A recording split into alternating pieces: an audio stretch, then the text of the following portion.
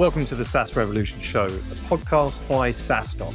Here we interview SaaS founders from around the world who've been there and done that, as they share the ins and outs of how they built their businesses, their operations, their path to securing investment, and more. Our mission with the podcast is to help you, the founder, learn how to scale your SaaS, maintain your well-being, and navigate the complexities of this ever-changing industry. I'm your host, Alex Theuma, and together we'll explore the good, the bad, and the ugly in the journey to SaaS success.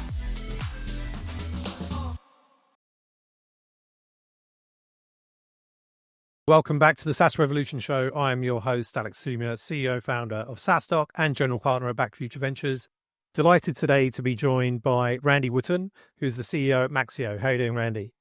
Doing great, Alex. I'm looking forward to the conversation. Yeah, likewise. I was just mentioning before we were recording that I was in the US ahead of SaaStock USA, went to Austin. I was kind of thinking, I was doing a bunch of meetings out there and was thinking without looking that, you know, an added benefit of being there last week would be just getting a bit of sunshine that the UK hadn't had for several months, as it's been a very long winter. And then I got really surprised by the weather report and the cold weather that overcame Austin, and it wasn't as expected. I know that's quite unusual for a place like Texas, but really caught me by surprise. But I'm now back in the UK, a little bit warmer, and I know the sun is shining in Austin again. So my timing was pretty bad and unfortunate, I think. Oh no, is it cold, dark, and wet in the UK right now? Well, it is. Yeah, I mean, it's like it is. It feels like spring is coming, but it is still wet. It is cold, but it's kind of bearable. I think the winter jackets can be ditched, but I packed for Austin for t-shirts and shorts, and I was going to get a top up of the tan because my skin hasn't seen sunshine for a long time, and none of that happened. But it was still a good trip, and it was always good to be back in Austin. Well, we'll be excited to have you back. I think you're coming in May. Is that right? When SaaStock? That's right. Yeah, mid-May, 12th to the 14th, back. So we'll be back pretty soon. Excited. The third edition of SaaStock USA. Maxio are going to be there, which I'm excited about. So not too far for you guys to travel, and should be a great event in a great city. So excited for that. Yeah, and I pretty much guarantee you're going to have sunshine, and you'll have your t-shirts, and you'll get your tan in May. Yeah, we actually, the first ever SaaStock USA was end of May, and it was getting too hot at that point. So we moved it to mid-May, and it's just a little bit cooler, but still great weather. So we should be good. We should be good. Randy, I always love to start the podcast getting to know guests a little bit better, so our audience gets to know you a little bit better. So we'll start with that. Who is Randy Wootton? You asked me that earlier, and I'm having this existential anxiety about who I am. I would say, husband and father of two boys, which gives me, like joy each and every day. Professionally, I break my career into three stages. One, I was in the military for 12 years as a bombardier navigator in A6 intruders. A lot of fun, got to travel the world. I tell people I used to make history and now I send emails. But it was a really cool experience. It was over in the Persian Gulf twice and met great people and got to do really cool things, and it was an awesome time. I then transitioned to the corporate sector, and the next 10 years was really just kind of marching up the corporate ladder, working hard, trying to figure out which function I wanted to be in and which type of company, which type of situation I was interested in. I had the good fortune to work at great companies like Microsoft and Salesforce, but I also did a couple of startups.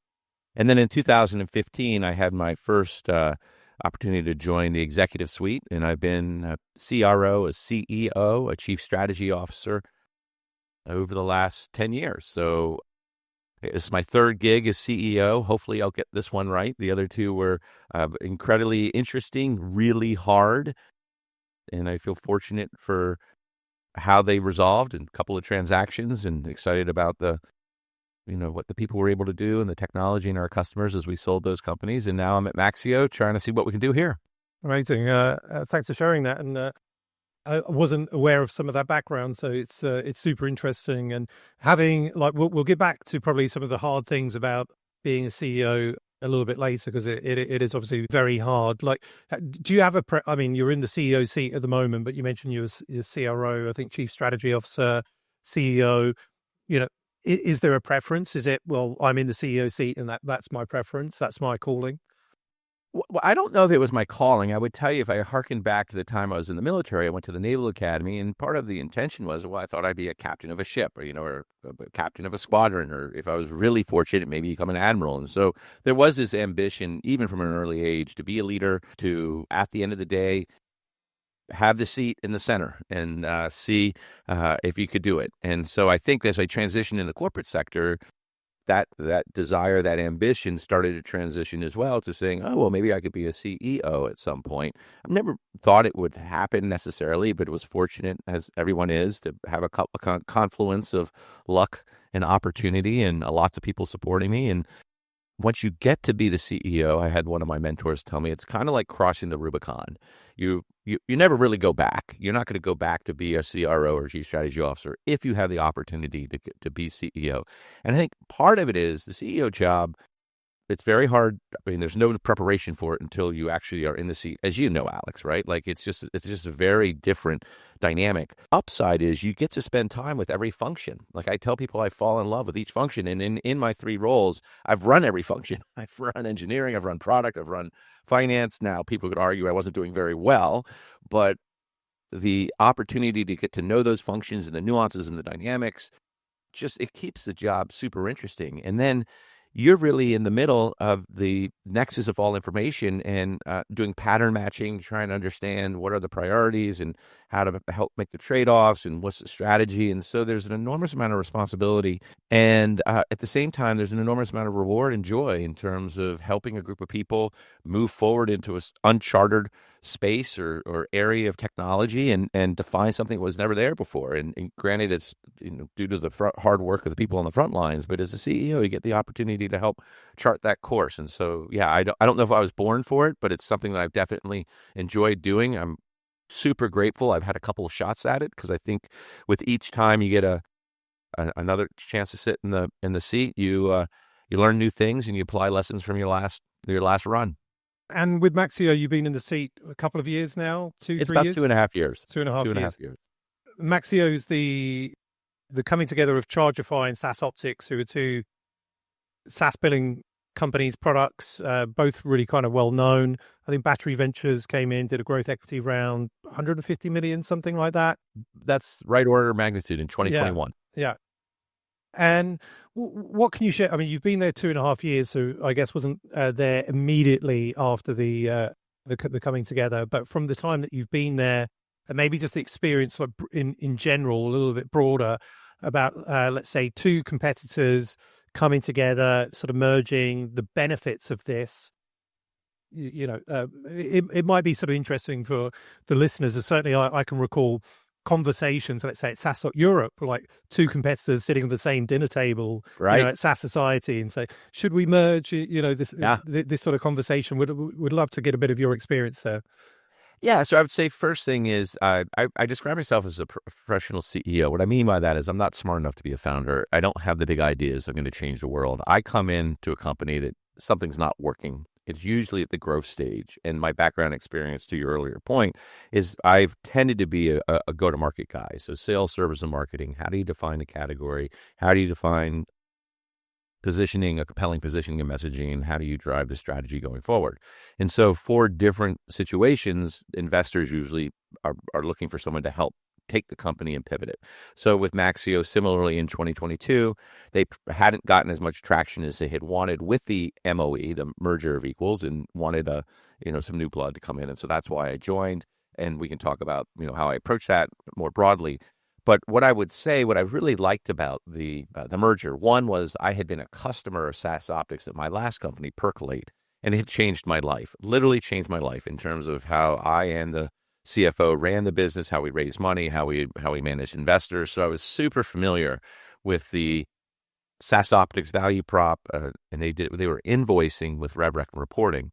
I was less familiar with Chargify, though I had known of them by reputation. Both brands had been in the market for 12 years prior to the acquisition and had great brand equity, about 1,000 customers each, and so strong, north of 10 million. So had made it to scale.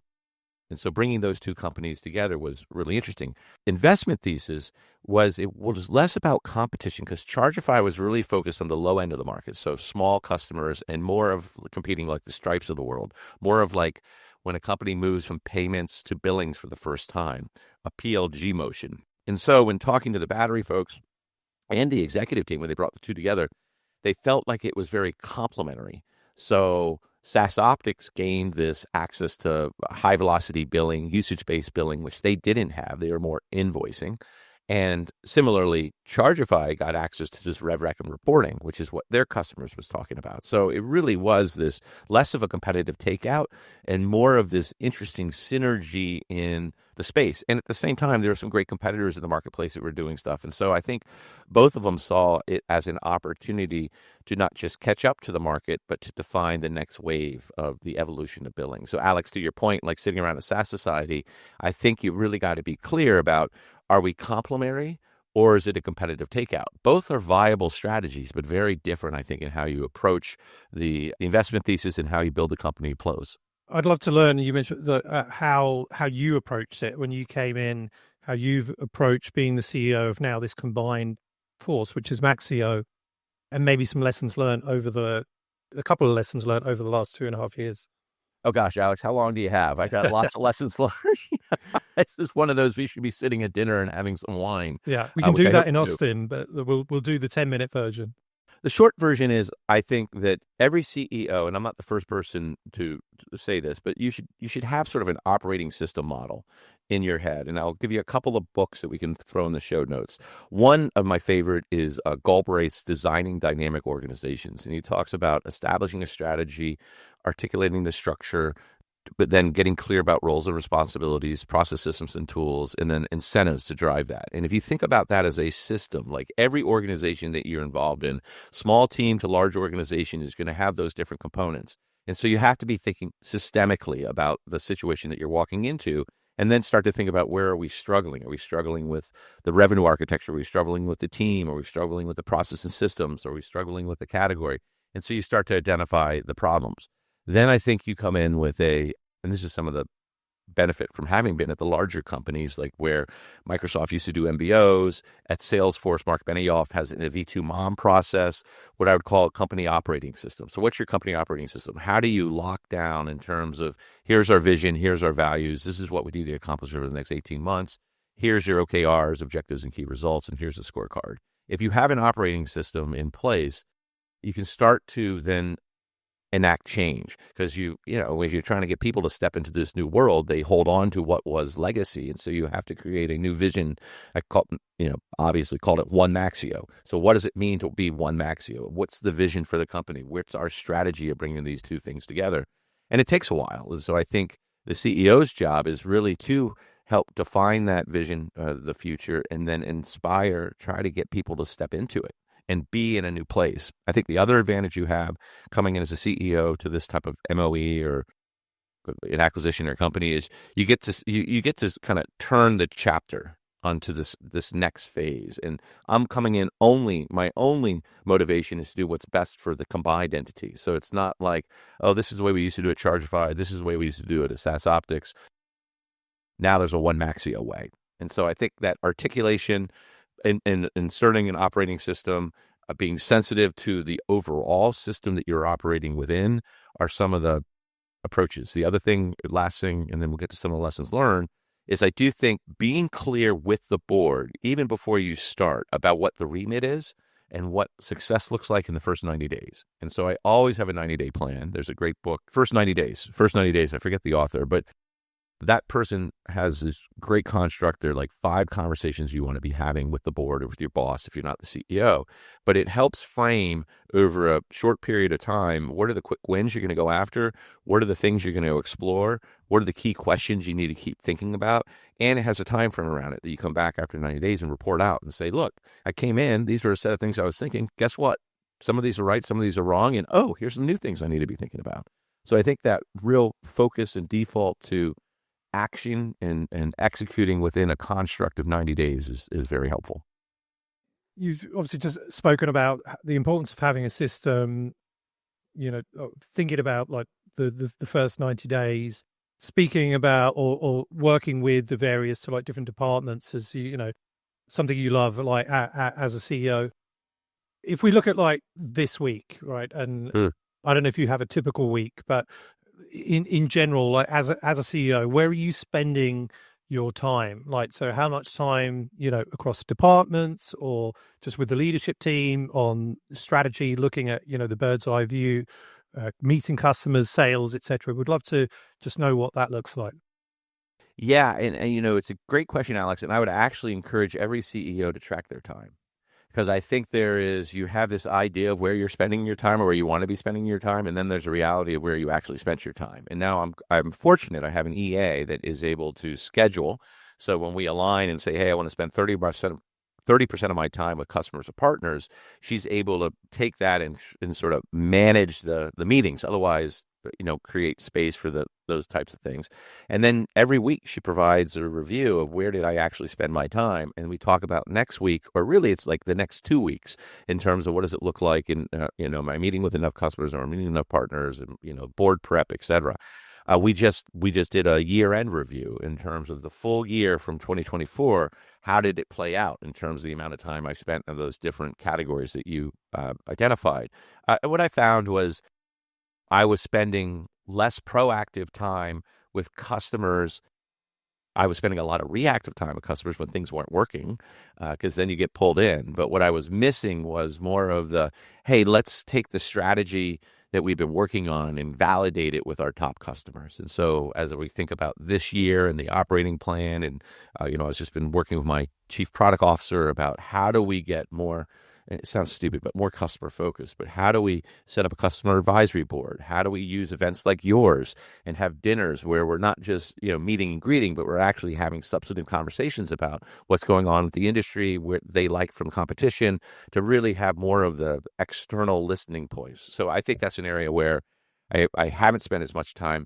And honestly, Alex, it's just because there's so much stuff that pops each and every day that I get consumed in the important, maybe the urgent. Hopefully it's important. Sometimes it's not important. And that's where I really need to, at the end of the day, think about, gosh, where did my time and life energy get sucked? Because all we have is 24 hours. The most precious commodity we have as CEOs is our time and attention. Where do we put it? And so I think it's hard unless you're deliberate and have someone who can help act as a buffer. So an EA, to block time and space to have the important, not urgent conversations. Yeah, I resonate with this, and I'm sure many listeners do. And I think maybe just a relevant example in my case, I had a virtual assistant probably up until just before summer of last year. We then sort of parted ways, and I was spending a lot of my time last year because it was a tough environment, focus on sales and customers. And then as we got towards the end of the year and trying to balance it out a bit more on strategy, thinking about, the next 12, 24 months and effectively just managing my time, it all of a sudden became chaos. Yeah. And then I'm also found myself doing a whole bunch of admin tasks, which are really time consuming, but really not moving the dial for the business, right? Yeah. So I am now just signing a contract, getting a virtual assistant back in, where initially the aim and the sort of result will be that I'm buying back 40 hours of my time a month, which is pretty significant, and it could actually even be more. And so I can spend time on, the things that matter, the things that I enjoy, don't suck my energy, just have a better idea of what's going on. So I've learned the hard way of not having that function, the virtual assistant or executive assistant, and the impact that it's had, and perhaps just how exhausting it can be without one, right? And it can be very cost effective. And from a virtual assistant perspective, it's not a lot of money, right? So hoping, and I'm sure it will work out this time, and I'll buy back my time and spend a lot more in the areas that I need to as a business. So if you're thinking about, as a CEO, should I have an EA or a VA? I would certainly look into it and look at where you're spending your time, because it can be a very crucial hire. And if people are interested in that, please have them reach out to me. I'm a small investor in a company called Doxa, which does business outsourcing based in the Philippines. And that's what they offer is, lots of different roles, but the Philippines economy is primarily like a BPO economy. And I have this wonderful EA who I feel bad. She works my hours, so it's through her night. But she's great, super attention, very, very detail-oriented, attention to detail, is great with the follow-up. English is, if not the first language, they all speak it in native English, great communicators through email. And so I don't even, and with all the technology we have today, it's like she's next door. So really is wonderful, and I recommend it to anyone, and happy to provide introductions, or you just find it online. I mean, there are other ones that do it, but I know the CEO, they're high integrity, they pay their people well, offer benefits. And so I think it's a wonderful, wonderful organization. Awesome. Randy, it wouldn't be a podcast in 2025 without talking about AI. Yeah. How, I guess, two-part question. How have you been thinking about AI as a CEO and the strategy and how it's going to impact the business? But then also relative to billing, you know, what are your thoughts around that and the future of SaaS billing and subscription billing with AI?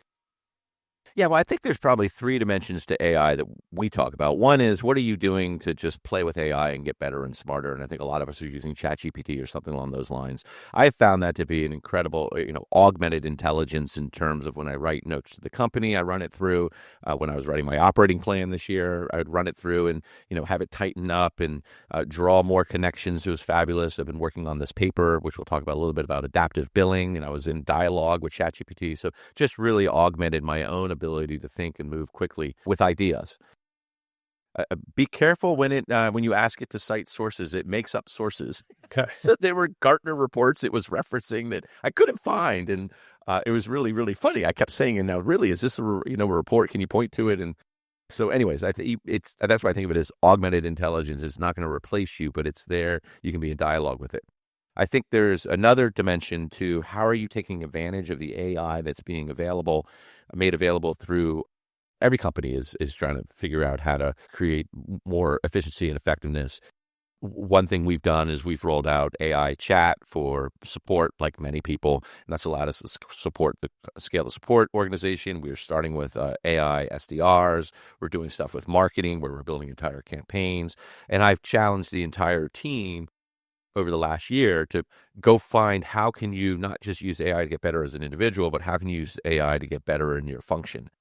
I think what will happen, Alex, is that the VCs going forward are going to expect you to have an AI efficiency gain. And I've seen slides going around amongst my CEO friends that it's upwards of like 30% of what they're expecting, meaning you're going to have to drive 30% more efficiency, cost per FTE, and as well as ARR per FTE going forward, and all the other companies are going to do it. So if you aren't encouraging your teams to be working and adopting this new technology, you're going to fall behind.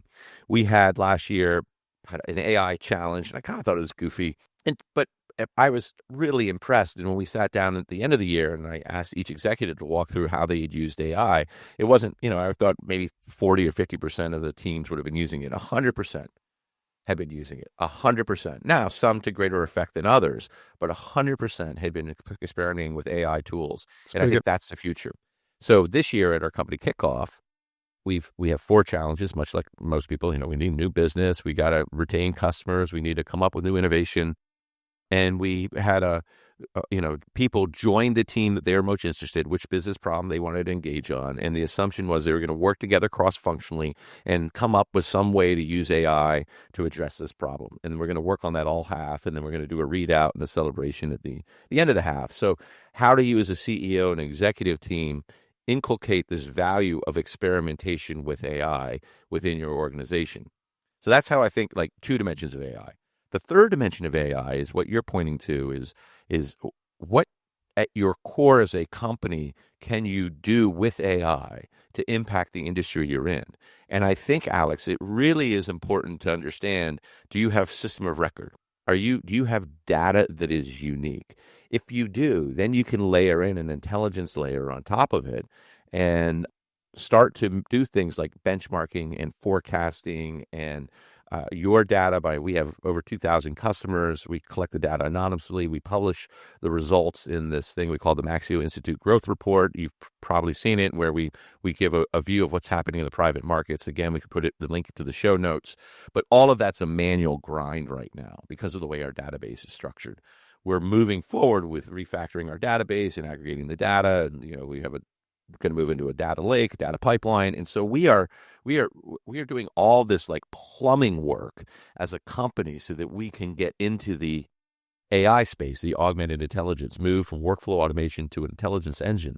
The challenge is there's a bunch of companies that have started in the last 2 years that are AI first, and they're out of the gate, and their database is right for their vector databases, and they're using Python and all this stuff that you need to be really successful, that we're wrestling with tech debt to get there. We know we have to get there. We're moving as fast as we can, but people aren't paying for it right now. You got to make a bet on it going forward. So how does that play out? I think that all the money in VC right now is going to AI. Now, there's kind of chat wrappers, there's true AI, there's infrastructure, but all the money in the VC is going into AI. Number two is I think AI companies are wrestling with how do they monetize their solution. You see this with OpenAI. They have 3 different types of tokens, and they charge differently for it because the costs are real. Well, at least until DeepSeek came out and said, hey, we built our model for $6 million. No one believes that. But in general, if you're building an AI solution, like really driving the code and doing the compute, there's real costs associated with it. So you have to come out with new billing. What you find is a lot of companies are embracing usage-based billing. So you go from the seats-based model to a consumption model, which we'll talk a little bit about. I think there's yet another phase, another world that's beyond usage, and I'm calling it adaptive billing. And we'll be writing more about this. But it really does take advantage of this like hyperscale, near real-time processing of information. So streaming the data, metering the data, rating the data, invoicing, so that people can see what's happening in near real time. Invoices today are done monthly, quarterly, annually. Like customers of tomorrow that are getting charged based on consumption are going to want to see what they're getting charged, if not by day, by hour. And so I think it's going to radically change the way companies of the future think about billing, period. I had a couple other things I could talk to, Alex. Do you want me to keep going on that, or? Yeah, I mean, on the usage-based sort of like billing point, I think over the last few years, like people have been speaking about usage-based billing. I think maybe driven a little bit by companies like Snowflake and some others. But will we now see that a lot more commonplace than per seat billing? That like everybody needs to think about usage-based billing plan. Well, I'd say if you're not already doing it, you're behind. So we launched a survey at the beginning of this year with Ray Reich, who runs Benchmark, and he does a bunch of surveys. He's a wonderful guy. And what we found was 67% of the companies that were surveyed are using some kind of usage-based pricing now.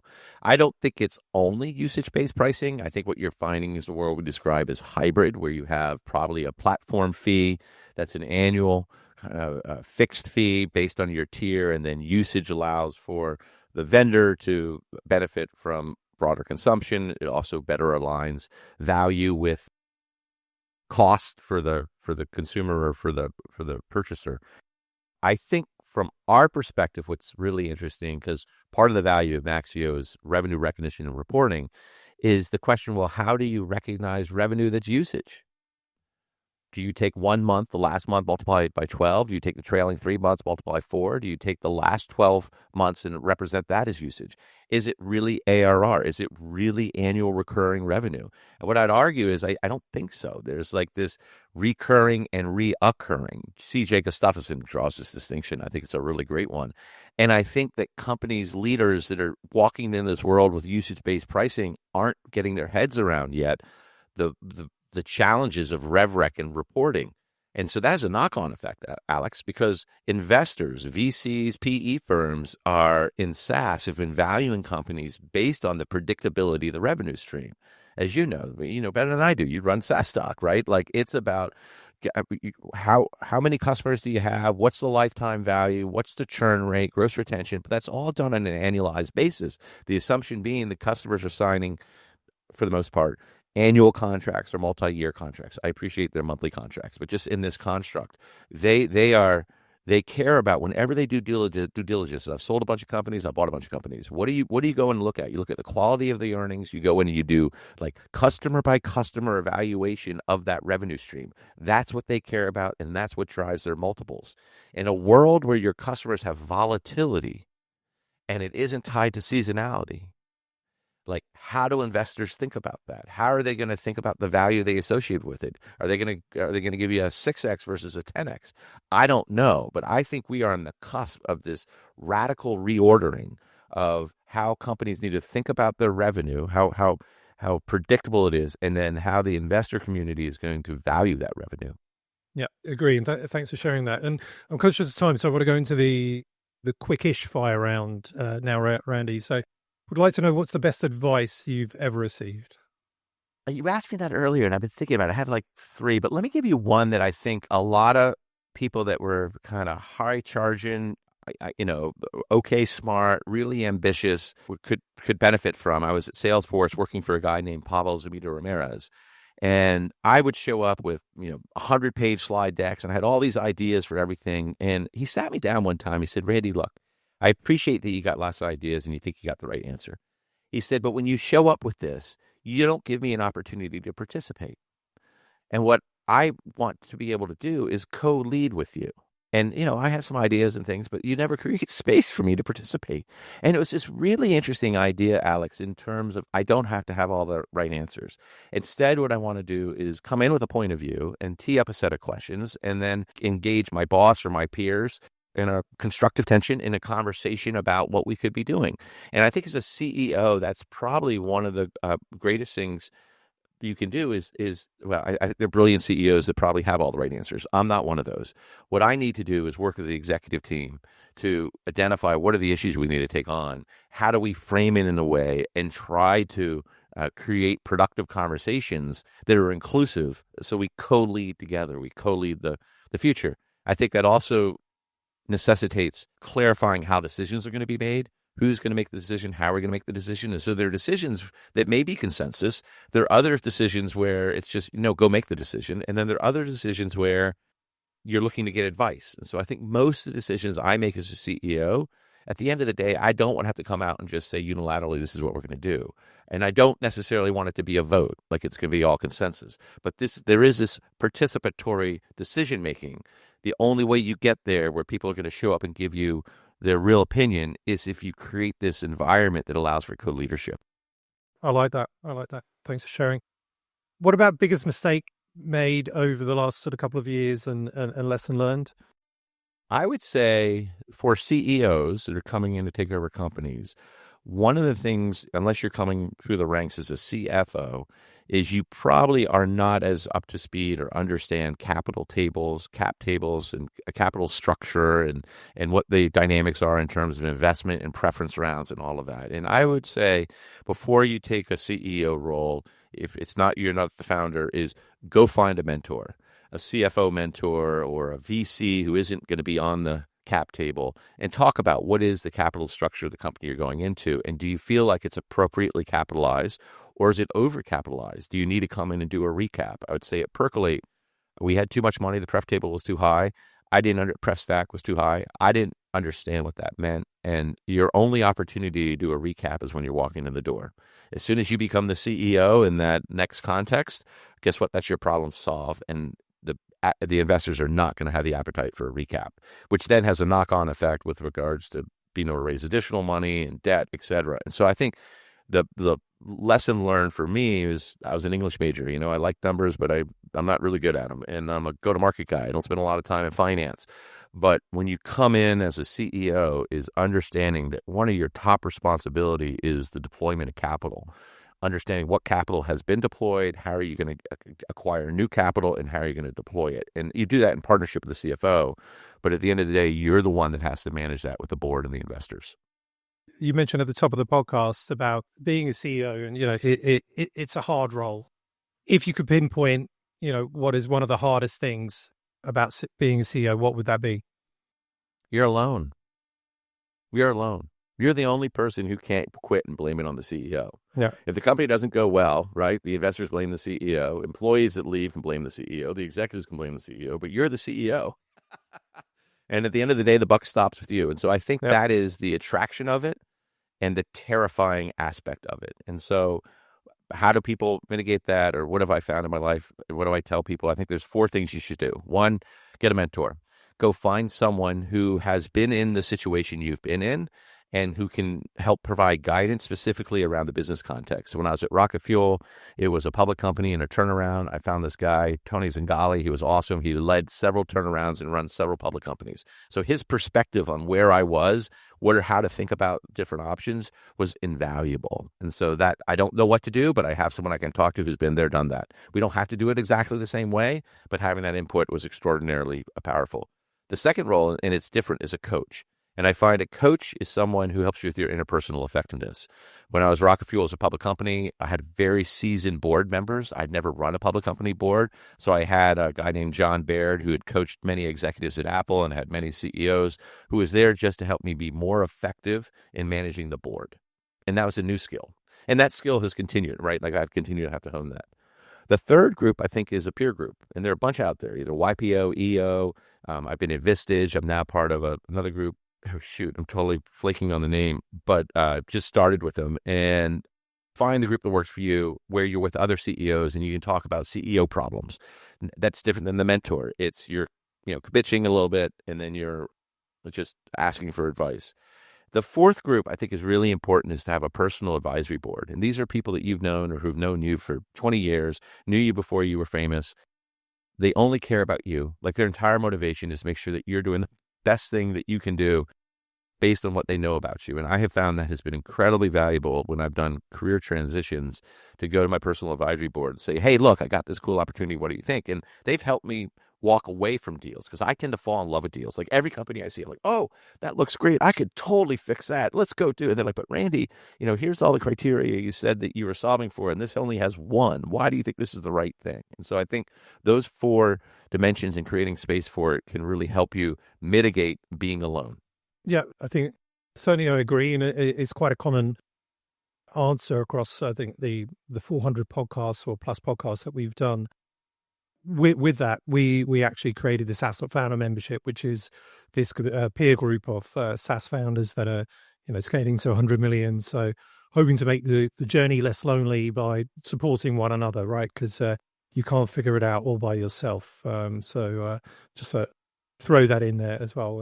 And Alex, do you still have the SaaS Society? Because I really enjoyed that. We do. We do that at SaaStock Europe. We haven't done it at SaaStock USA yet, but we'll be doing it again probably the 8th time at SaaStock Europe this year. And that's pretty much it is the peer group support, founders, over 5 million in revenue, coming together a couple of days, work on the business, not in the business, but just by talking to your speakers. Yeah, I thought it was a great experience, and I think the opportunity with the peer group is that's once a year. It's how do you create a more meaningful interaction over time? Yeah, and so you get to know each other. Some of these groups they're like therapy groups. They're talking about the family and everything like that. I don't need that. What I need is just people that are in the same context of where I am, struggling with the same challenges we have, which is how do you get more customers, reduce your customer acquisition costs, improve your gross retention. I think it's also super helpful to talk to people about, well, how are you managing your board and what are you seeing in terms of pressure, in terms of expectations and like all of those things. But it takes a little while. And I think that's where having a group that meets at least quarterly is really valuable. Yeah. Well, I mean, that's what we have with the SaaStock Founder Membership. It's meeting monthly. So it's throughout the year, taking almost SaaS Society, but throughout the year. That's great. And so that's that. And as we wrap up, so Maxio, you're joining us at SaaStock USA and SaaStock Europe this year. So both in Austin and Dublin. So can't get enough. Yeah, excited to have you back in Dublin. I think it's you were there 2 years ago. Yeah, and then at the SaaS Society event as well. So hopefully we'll welcome you at this year's version. What are you looking forward to? And perhaps what do you think people should expect at both events? Well, I think the thing that you do at SaaStock, as I mentioned early on, was I'm not spending as much time with prospects and customers as I'd like to be. And so I think your event is a space for me, one, to just immerse myself back into the SaaS community, a bunch of really fun, exciting, usually young entrepreneurs that are coming up with great ideas, and just get a chance to chat with them. There's a lot that's happened over the last 2 years that I haven't, I've been to some events, but I think you have a really strong representation of what we would call our core ICP. So I think that's number one. I think number two is there are a bunch of companies that we work in what I call the monetization ecosystem. And there are a bunch of partners that we currently have. There are more partners we want to work with. And often it's just hard to find time to chat and to have the in-person chat over a drink versus trying to jam in another 15-minute Zoom call. Yeah. So I think the ecosystem that you bring together is really awesome as well. And always like talking to the folks. I also like to kick around and see what the competition is doing and what they're saying in the marketplace. So that's helpful. The other thing I think that you do especially well is you do bring in some great speakers. And a lot of these events are what I find is it's kind of like you got and we're going to probably try to do one of these. So I'm probably, convincing everyone not to come to my session. But you have companies who are leading the conversation in the session. And the value of that session comes down to who that person is and how good they are at presenting. And you're in the middle of that presentation and you're like, oh God, this is a waste of my time. I wish I got to see these other things. The thing that I think you do really well is you also bring in the professionals, the people that have an informed point of view that I want to see. And so I will make time to go see some of those presentations, and I always learn something. And I really value that. So there's a little bit of, doing business on multiple dimensions. It's a little bit of camaraderie, and it's a little bit of just get smarter.